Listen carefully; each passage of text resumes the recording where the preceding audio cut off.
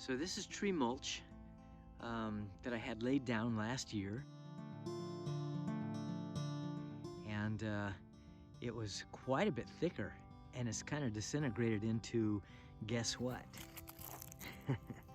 Loamy, nice soil. I mean, this was all wood chips. Everything here was wood chips. And it's just really, really nice dirt. Excellent. This is a 46-pound watermelon that I grew on this very spot, and it is just one of many. I had a lot of them that were over 40 pounds, and some of them averaging between 35 and 40 pounds as well. But I had about 30 to 35 really good melons come out of this little spot, and I want to keep it up. I want to keep this mulch going, and I want the dirt to continue to provide for me what I need to have.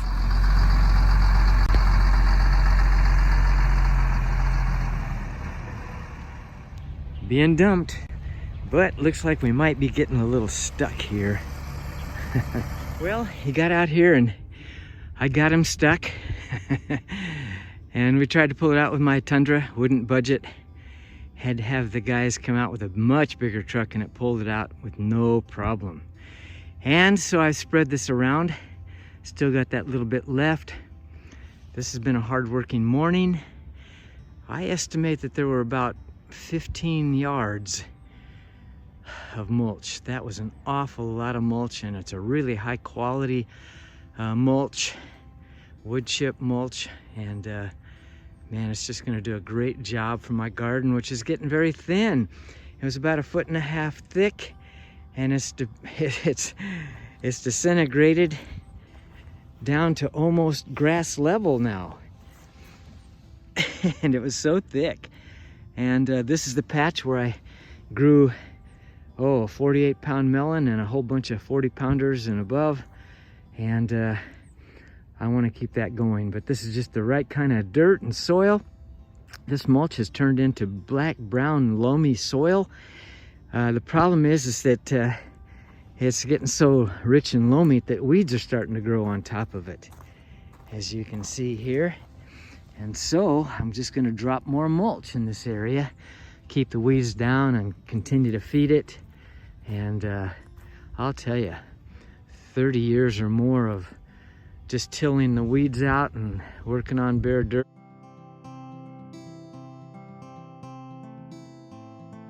And stuff like that. No, sir. I wish I'd have done mulch a lot of years ago. Oh my goodness. Still have a bit of work to do yet, but got the most of that pile taken care of and spread out. And I got another tree service call me this morning as I was looking at this dump truck stuck in the dirt, and he said yeah, he could bring me out some pretty soon. And I just said great, come on. Didn't tell him I already had a truck out here stuck in this nice soft mulch, but we'll get him so he doesn't get stuck and he can drop me off some more mulch. Oh, my beets, my spinach, my kale are just coming along for a fall crop, getting into winter. And I just love this season of the year. No bugs, no mosquitoes. It's just awesome. And this stuff that I'm walking on is like a carpet. It's just amazing. It just kind of sinks in that loamy soil.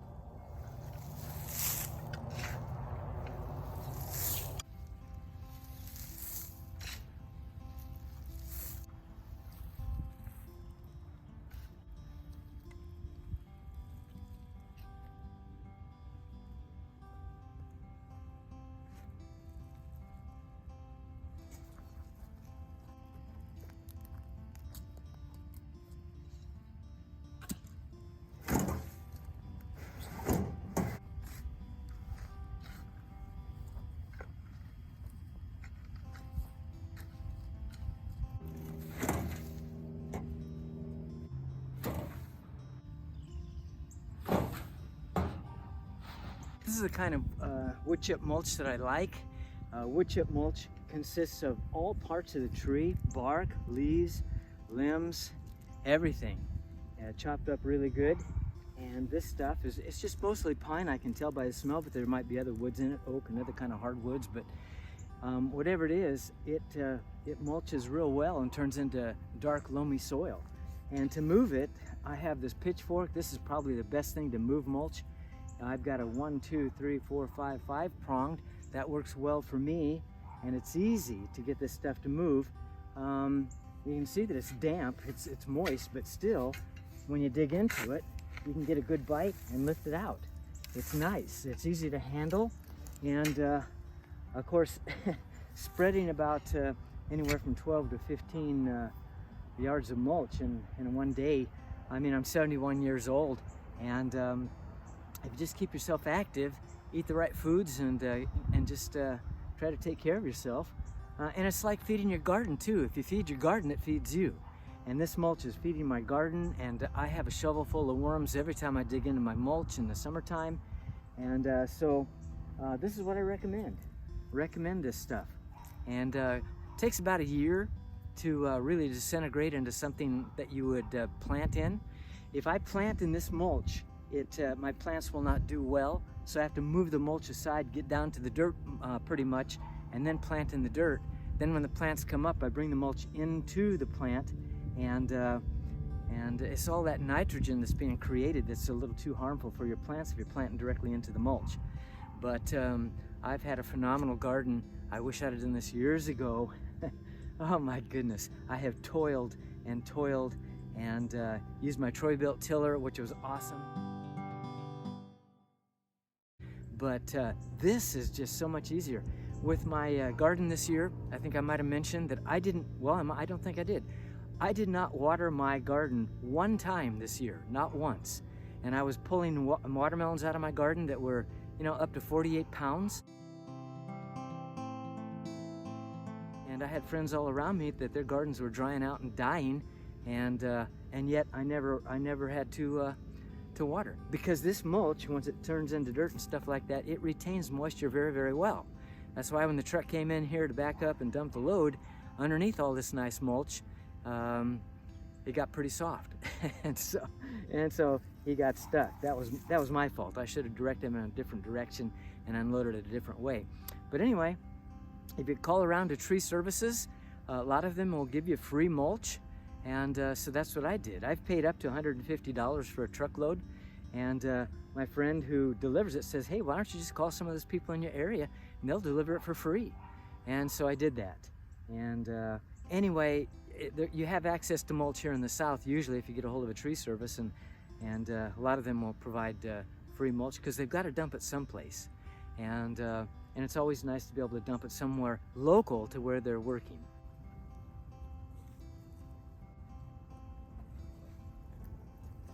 Well, and there you have it. Got that whole truckload of mulch spread out manually, and my garden is going to be doing great.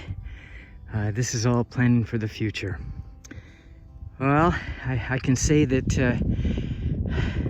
it was a lot of hard work, but I do it because it is work for me. I'm retired. For goodness sakes, I need physical activity. I get out and jog and run. Try to do that 5 days a week. Try to eat halfway decent food. Get plenty of fruits and vegetables. And gotta feed my garden too, because like I said before, if I feed it, it feeds me. And of all these Japanese persimmon trees, all bare, but I have about 3 more persimmons left from this year's crop, and they were so delicious. I gave away plenty of them because I know people who love them and appreciate them, so I gave quite a few away.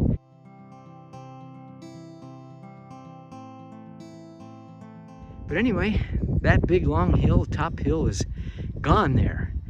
And until our next load, I'm just gonna go in and eat something and drink something.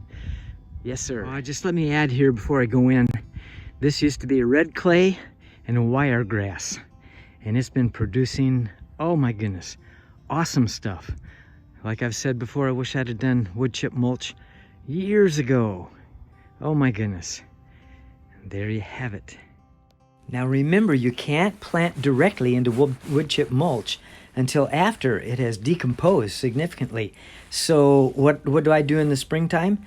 If it's not completely decomposed, I will go ahead and take my pitchfork and just make a row. It's very easy. I just kind of make a row, plant into the dirt, And then as my plants begin growing a bit, I'll bring the mulch into the plant so that the roots are growing in the dirt.